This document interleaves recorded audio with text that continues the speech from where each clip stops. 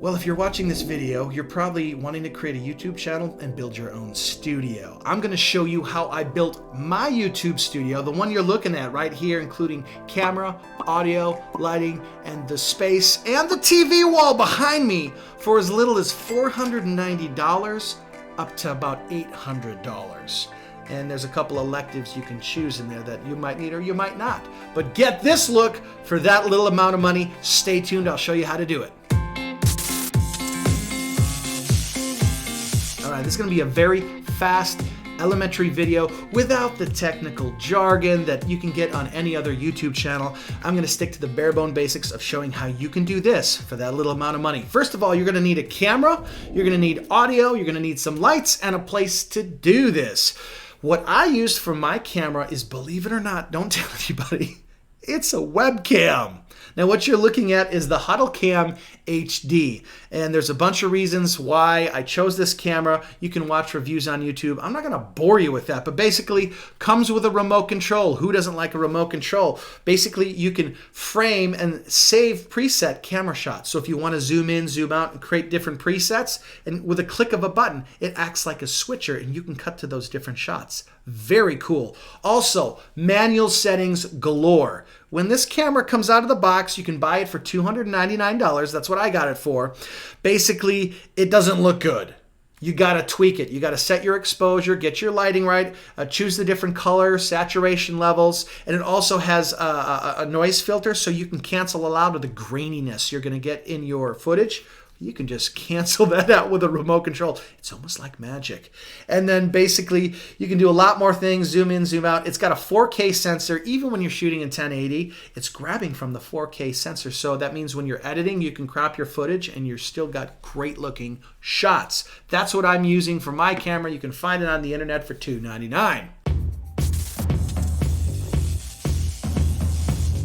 All right, let's talk about microphones. What I'm using is a Rode NT USB. Retails for about $130 at the time I bought it, and it was a fantastic choice, and it sits on my desk, it's out of my camera shot, and it sounds great. The webcams and your typical cameras or cell phones, their audio just doesn't sound good. You're gonna need a microphone. That's the one I used, 130 bucks, sits on my desk. It actually looks pretty cool too, and it plugs right into my computer with a USB. I didn't even have to think about it. Just set my audio level, my gain, how loud or soft I want it. Boom, you're done.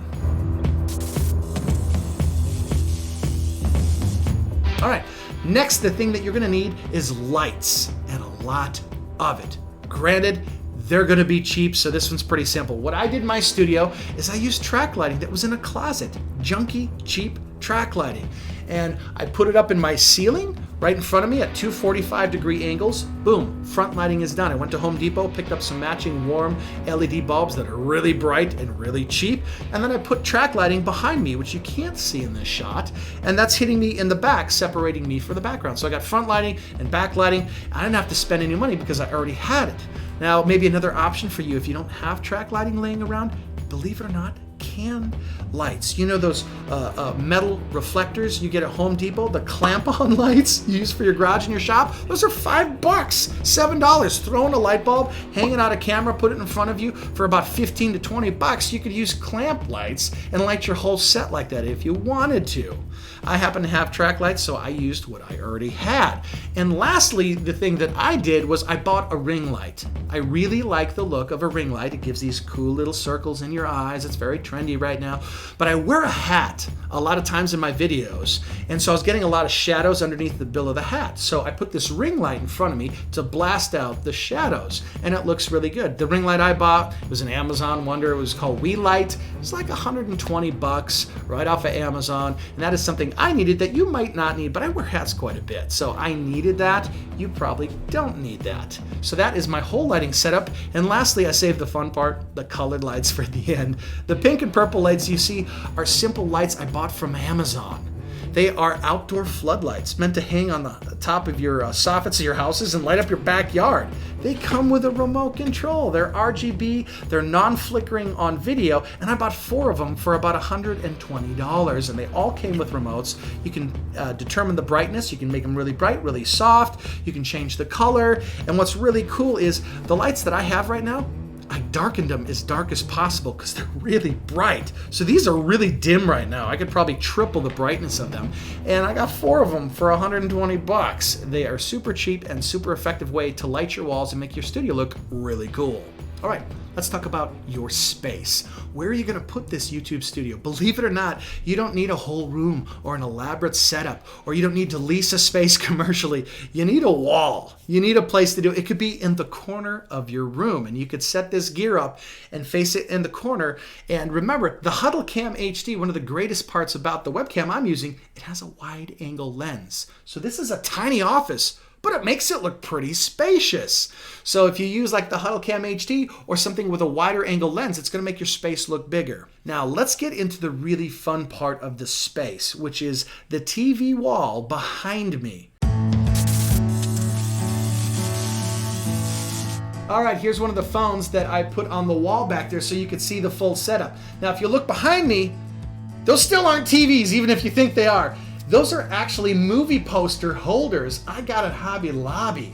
So that whole TV wall behind me is not TVs at all. It just kind of probably looks like it to you. And I key out or remove the green background and put any video I want, any photo I want, replacing the green. And what's really cool about this trick, it's different than just hanging a green screen or green fabric from the wall. I really wanted a TV wall, but you know, if you do it with TVs, it's gonna take you about $3,000. I can get this look doing it this way. Basically, get your movie posters. They kind of look like thin bezel TVs. Go to Walmart, Hobby Lobby, anywhere, get green poster board, neon green for $1 or $2. Put them in the posters, hang them on the wall. If I can do it, you can do it. And what's really cool is you see the reflection? Let me see, right there. The reflection of my lights in the plastic of the posters sells the TV look really good.